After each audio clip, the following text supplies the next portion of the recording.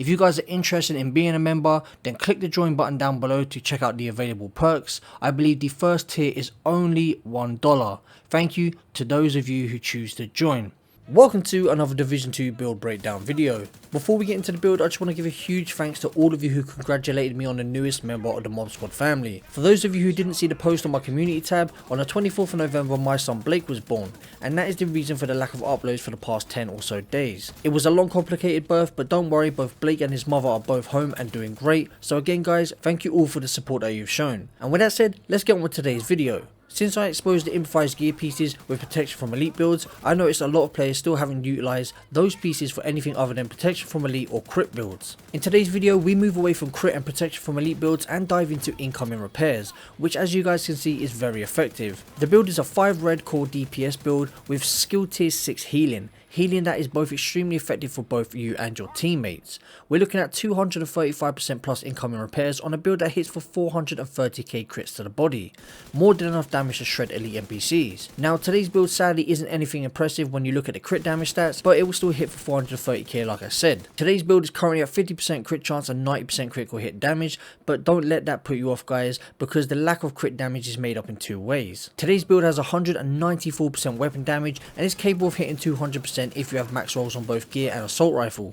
Speaking of assault rifles, we are using one of the hardest hitting ARs in the game, that being the FAL, which as you can see with this build can reach 154k base damage. The second way in which we make up for the lack of crit damage on this build is the damage to targets out cover stat, which on this build is at 18%. This is a stat we get from both our assault rifle and Fox player knee pads. So combining high weapon damage and multiplicative damage from the damage to targets out cover stat is what is going to make up for our lack of crit damage. And as you guys can see from the gameplay, damage isn't an issue, nor is the healing. Today's build is one that requires you to play carefully and from a distance. Reason being is although we have crazy strong heals, we are very squishy and can get shredded quickly if we are over focus fired. So try not to face tap multiple enemies at a time, even though you'll get heal drunk and feel like you can take on everything. I recommend playing from the back at all times while playing in the squad, as you can still put out a lot of damage from range and you'll also be able to give your teammates ahead of you the heals they need. Today's build can be used in both solo and squad play. It's great for heroic content and I'd recommend sticking to support role if you're playing legendary in a squad.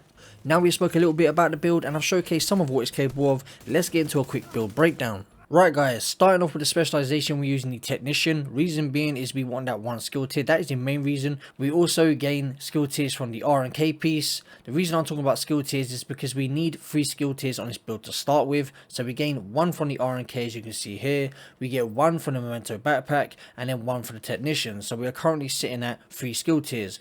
Now the aim is to have 6 and do damage at the same time, so we have great healing and do damage.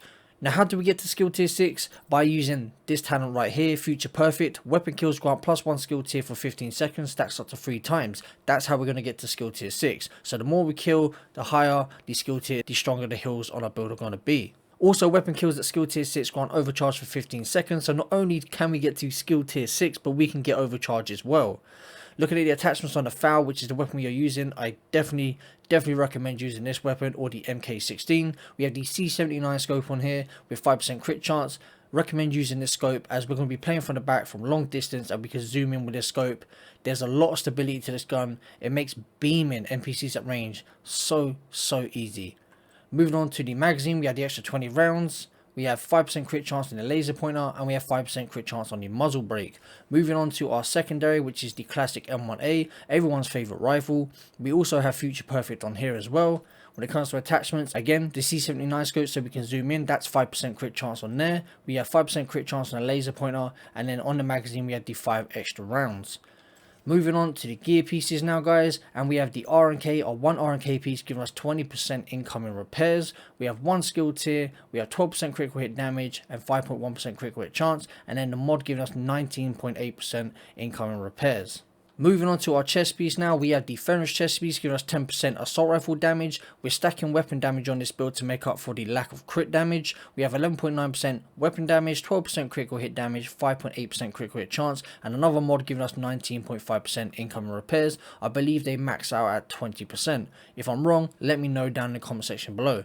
Now you can use Spotter with this build, although you will miss out on 5% crit chance. I am currently using Obliterate as you can see. Critical hits increase total weapon damage by 1%. 50% for 5 seconds, stacks up to 25 times. The reason this is also a good talent to run is because we have crazy heals, we're able to face tank a little bit more, so we can just keep this talent active. Moving on to our holster now, which is the first piece of our improvised gear. We have 11% weapon damage, 4.6% critical hit chance, 12% critical hit damage, and then 18.3% incoming repairs.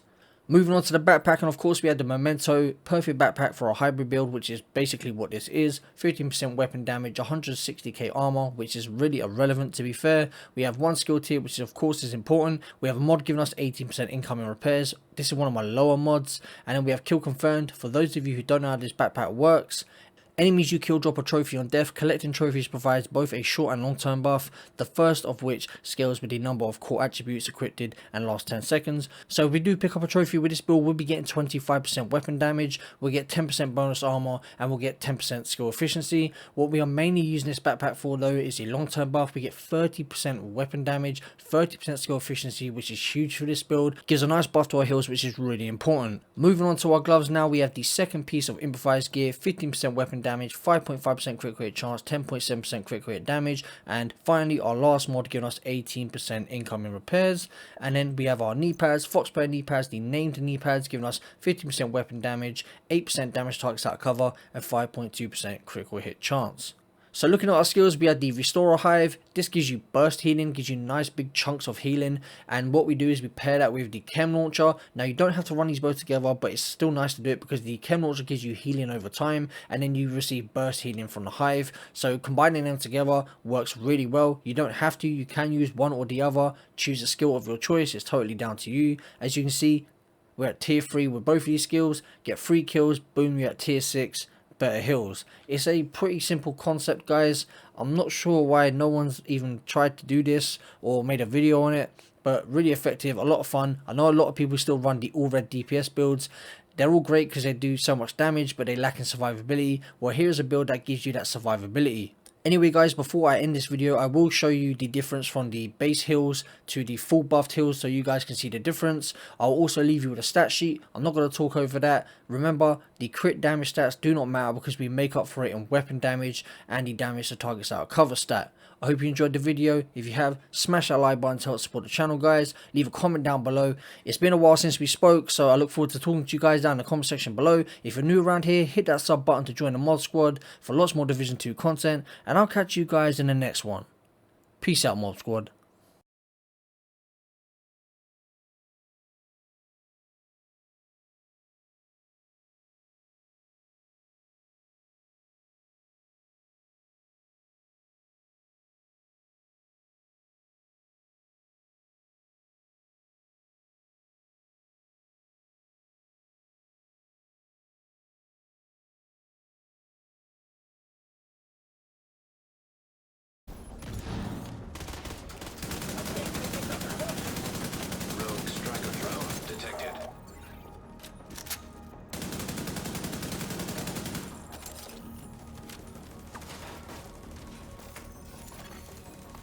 Incinerator turret detected.